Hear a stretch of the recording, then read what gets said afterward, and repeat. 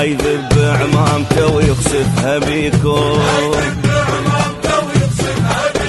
غيظ لا يتحزم حزامه ويجيكم.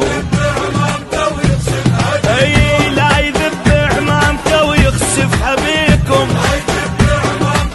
غيظ لا يتحزم حزامه ويجيكم.